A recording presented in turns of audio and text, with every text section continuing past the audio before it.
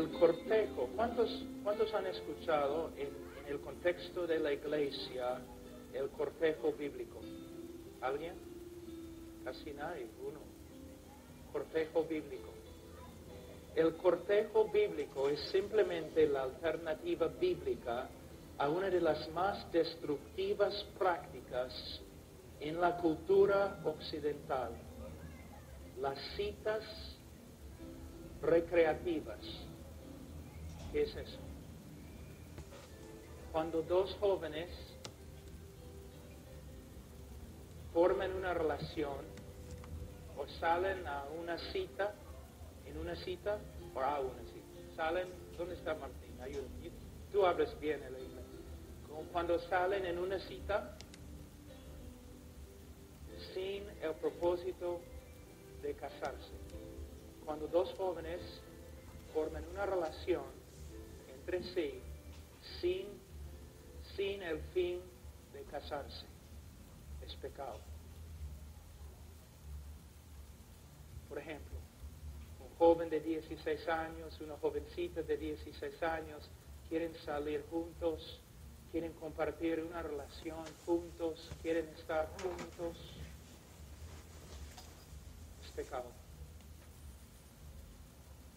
Tú dices, no puede ser. Miren ustedes la condición de la iglesia en el día de hoy. La cantidad de inmoralidad que se encuentra en los grupos de jóvenes. ¿Cuántos en la iglesia del Perú caen en inmoralidad?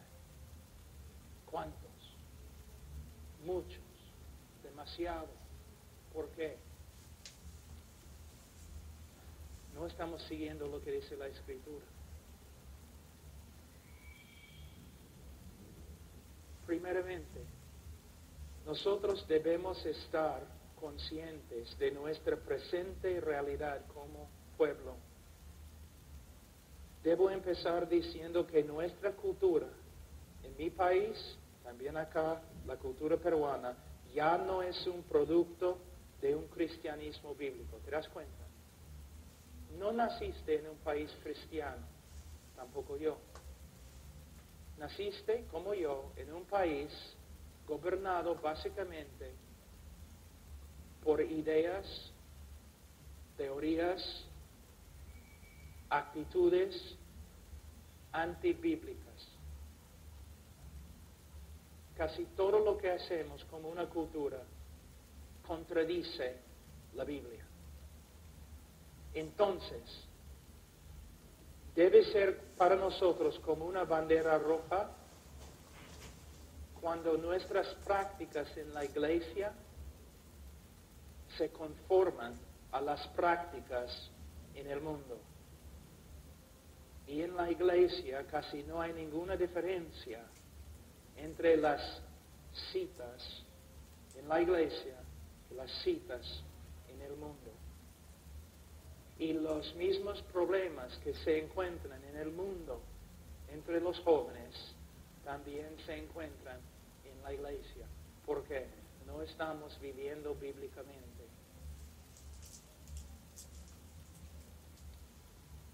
Se puede decir que somos paganos, salvos en una cultura pagana, y nuestros pensamientos y prácticas son a menudo paganas.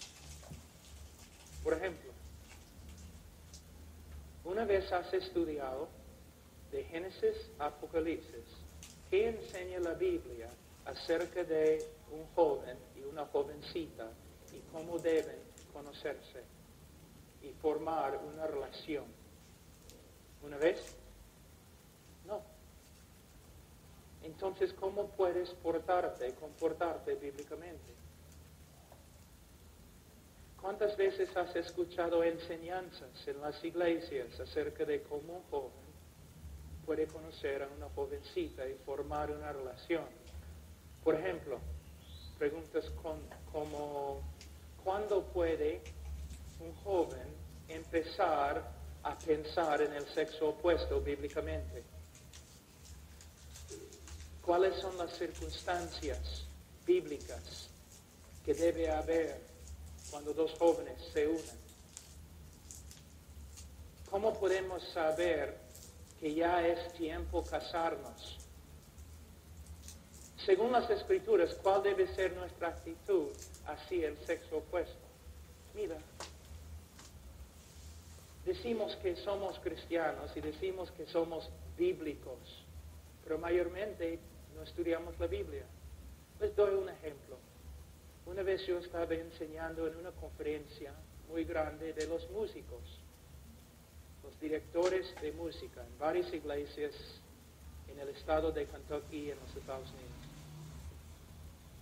Yo pregunté a ellos, ¿cuántos de ustedes, directores de música o cantantes, cuántos de ustedes han estudiado desde Génesis hasta Apocalipsis para determinar lo que Dios enseña y lo que Dios quiere en la alabanza? Ninguno. Pero nos creemos bíblicos. En el matrimonio, ¿has estudiado el matrimonio? ¿Cómo debe ser la relación entre un esposo y una esposa? Criar a los niños. ¿Has estudiado lo que la Biblia enseña acerca de la disciplina y cómo se aplica? Nuestros hogares muchas veces son un desastre porque no estudiamos las Escrituras con respecto a los hogares. De hecho, muchas veces las personas van a la iglesia solamente para escaparse de sus hogares. Pero no podemos tener una iglesia fuerte a menos que tengamos hogares fuertes. Es imposible. Ahora, Jueces 17:6 dice, en aquellos días no había rey en Israel, cada uno hacía lo que a sus ojos le parecía bien. Si no puedes, joven, en este momento, y padre y madre, si no pueden abrir sus Biblias y enseñarme lo que la Biblia dice acerca del cortejo bíblico, entonces estás haciendo todo lo que estás haciendo con tus jóvenes conforme a lo que parece bien en tus propios ojos, pero no conforme a la palabra de Dios. ¿Se dan cuenta? ¿Se dan cuenta de lo que estoy diciendo? Si no puedes abrir tu Biblia y enseñarme lo que la Biblia dice acerca de cómo dos jóvenes y cuándo dos jóvenes deben formar una relación, entonces estás haciendo todo conforme a tu manera de pensar que ha sido influenciada por la cultura en vez de las Escrituras. Y pensamos, ¿por qué tenemos tantos problemas? ¿Por qué hay tanta inmoralidad? ¿Por qué? Porque todos están haciendo lo que a sus ojos le parece bien. Oseas 4:6, mi pueblo es destruido por falta de conocimiento. Por cuanto tú has rechazado el conocimiento, yo también te rechazaré para que no seas mi sacerdote. Mira, ¿cómo has olvidado la ley de tu Dios? Yo también me olvidaré de tus hijos, padres, porque no has estudiado las Escrituras, porque has hecho las cosas conforme a su cultura. Dios dice, me olvidaré de tus hijos. Es una advertencia muy fuerte, ¿no crees? Isaías 1:4-6, hay nación pecadora, pueblo cargado de iniquidad, generación de malvados, hijos corrompidos, han abandonado al Señor, han despreciado al Santo de Israel, se han apartado de Él. ¿Dónde más seréis castigados? ¿Continuaréis en rebelión? Toda cabeza está enferma y todo corazón desfallecido. De la planta del pie a la cabeza no hay en él nada sano, sino golpes, verdugones y heridas recientes. No han sido curadas, ni vendadas, ni suavizadas con aceite. Muchas veces es una descripción de los hermanos en la iglesia y los hogares de los hermanos en la iglesia y los jóvenes de los hermanos en la iglesia.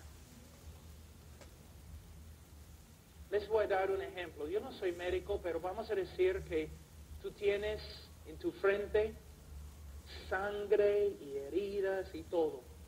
Y tú vienes a mí y dices, Pastor Pablo, yo no sé por qué, pero tengo heridas en mi frente. Es horrible, sangre y todo, me duele tanto. ¿Puedes ayudarme? Yo digo, bueno, no soy médico, pero permíteme observar tu vida 24 horas. Entonces yo noto que a la 1 de la mañana te levantes de la cama y golpeas tu cabeza una vez en la pared y duermes. Luego a las 2 de la mañana te levantas 2 veces contra la pared. Y cada hora, ¿no? 2 veces, 3 veces, 4 veces, 5 veces. No soy médico, pero voy a acercarme a ti y voy a decir, mira, yo creo que tengo una idea, porque tu frente siempre está sangrando. Uno no tiene que ser intelectual o médico para saber por qué tiene heridas. De la misma forma, nosotros pensamos, ¿por qué hay tanta rebeldía en el hogar? ¿Por qué no hay paz entre los esposos? ¿Por qué es tan difícil? ¿Por qué los hijos se pelean? ¿Por qué hay tantos problemas? Yo tengo una pregunta. ¿Cuánto tiempo te has dedicado a estudiar la palabra de Dios para ver qué dice el Señor? Pero yo he tenido tantas parejas, pero nada me sale bien. ¿Qué dice la Escritura? No sabes, ¿no? Mi pueblo se destruye por falta de conocimiento. Ahora, debemos estar convencidos que la totalidad de nuestras vidas deben abundar para la gloria de Dios y estar sometidas a la voluntad revelada de Dios. ¿Te das cuenta? ¿Qué significa?